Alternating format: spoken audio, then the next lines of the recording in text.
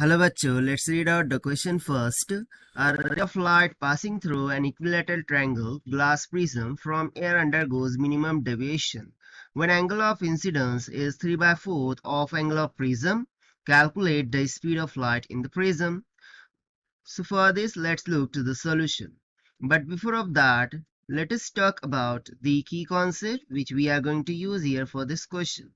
So उसके लिए सबसे पहले क्वेश्चन में हमसे बोला क्या जा रहा है उसको समझ लेते हैं कि एक रे ऑफ लाइट है वो पास होती है इक्विलेटरल ट्रायंगल ग्लास प्रिज्म से and it undergoes the minimum deviation when angle of incidence become 3/4 of the angle of prism.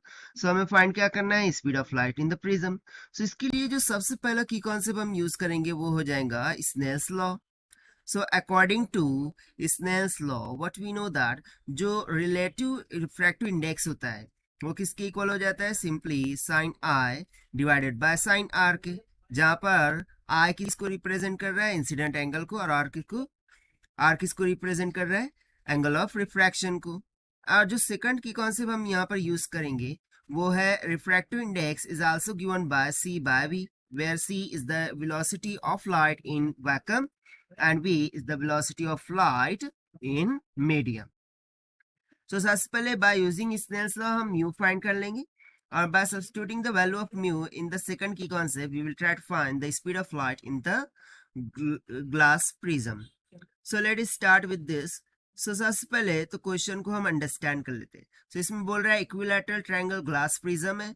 So let's suppose कि मेरे पास ये एक इक्विलैटरल ट्रायंगल ग्लास प्रिज्म है. अब ये इक्विलैटरल ट्रायंगल है दैट मींस जो एंगल ऑफ प्रिज्म है that is a, it will be equals to 60 here. अब इसमें लाइट इंसिडेंट हो रही है with incident angle let's say I.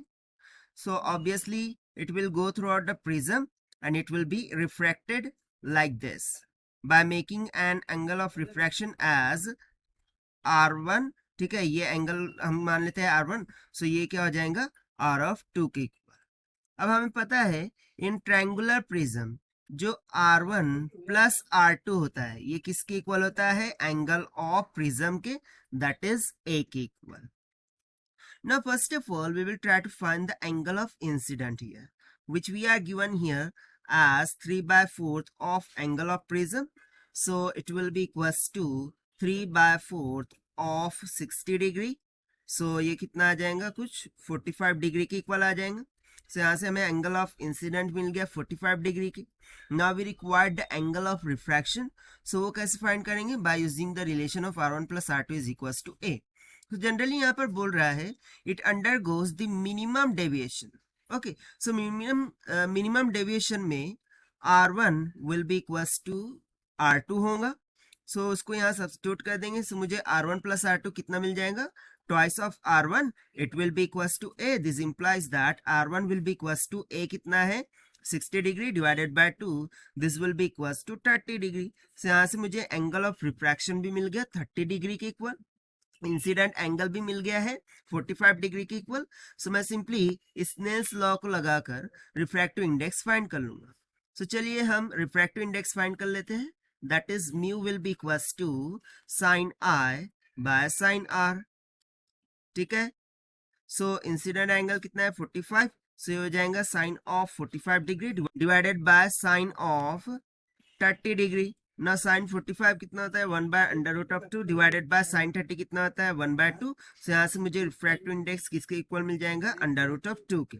But हमें फाइंड क्या करना था, हमें फाइंड करना था the speed of light in prism. So उसके लिए हम सेकंड की कॉन्सेप्ट का यूज करेंगे.